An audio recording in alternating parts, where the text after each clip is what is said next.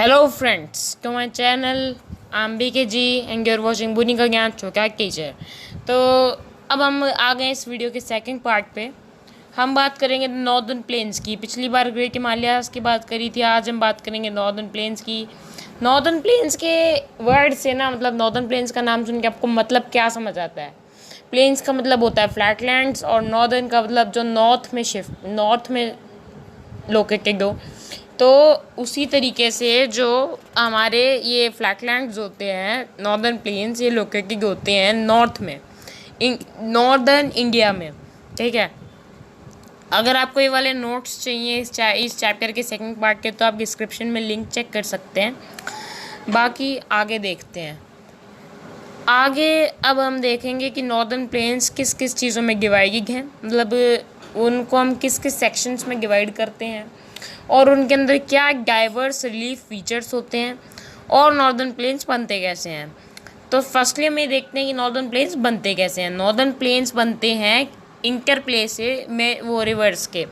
अब प्लेन्स बनते हैं रिवर्स के इंटरप्ले से, तो नॉर्दर्न प्लेन्स कुछ जो है वो रिवर्स होती हैं, मेजर रिवर्स उनके इंटरप्ले से बनते हैं जो नॉर्थ में होती हैं, नॉर्थ में लोकेटेड होती हैं। जैसे कि जो नॉर्दर्न प्लेन्स हैं वो 3 रिवर से बनते हैं, the Indus, the Ganga and the Brahmaputra.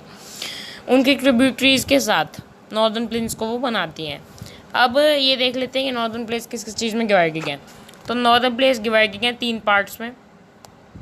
सबसे पहला पार्ट तो हम ले लेते हैं, ये है Punjab plains. Punjab plains west part में सिचुएटेड है। जो नॉर्दर्न प्लेन्स हैं उनका जो वेस्टर्न मोस्ट पार्ट है उसमें पंजाब प्लेन्स है। पंजाब प्लेन्स का मेजर पार्ट जो है वो उसमें पाकिस्तान में लोकेटेड है, और देखें तो हमें इससे बायकॉट कर लेना चाहिए।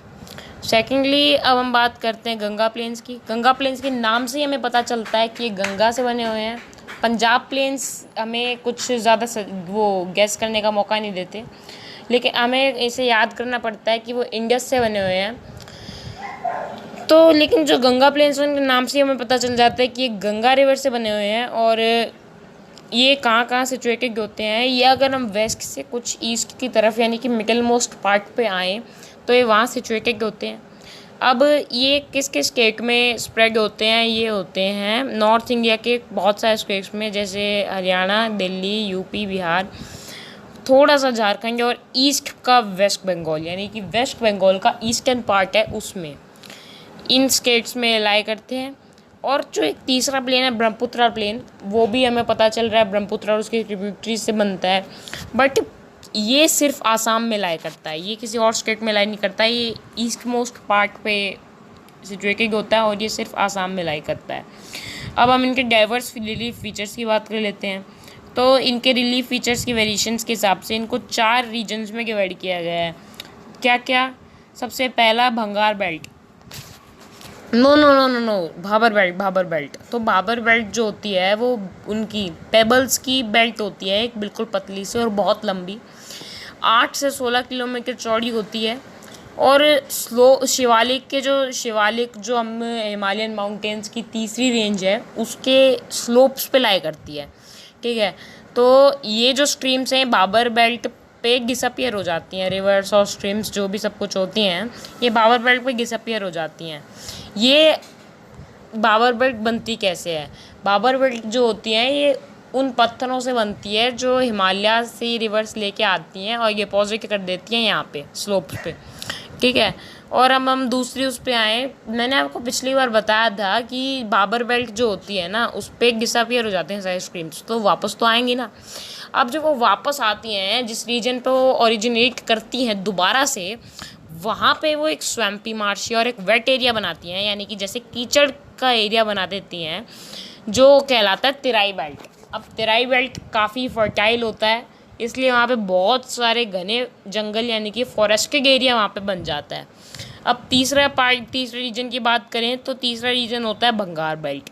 भंगार बेल्ट फ्लड प्लेन्स पे होता है।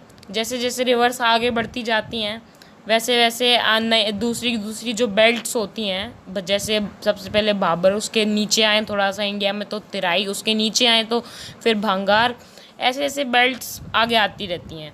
तो जो भंगार बेल्ट होती है वो फ्लड प्लेन्स के ऊपर होती है और एक टेरेस लाइक फीचर को फॉर्म करती है। अब ये ओल्डर एलुवियम से बनी होती है, इसलिए काफ़ी फर्टाइल मिट्टी होती है यहाँ की। आगे बात करें तो ये जो सॉइल है बंगार रीजन की जो सॉइल है ना, ये कैलकेरियस डिपॉजिट्स यानी कि जो कंकर जैसे पत्थर होते हैं ना, छोटे छोटे कंकर, जिन्हें हम कंकर बोलते हो, सुना होगा आपने अपने किसी फैमिली मेम्बर को, छोटे छोटे पत्थरों को। तो वो जो कंकर होते हैं वो इन्हीं को बोलते हैं, जो कैलकेरियस यानी कि कैल्शियम रिच, मैं थोड़ा ज़्यादा साइंस में घुस गया, जो कैलकेरियस डिपॉजिट्स होते हैं उन्हें ये कंकर बोला जाता है।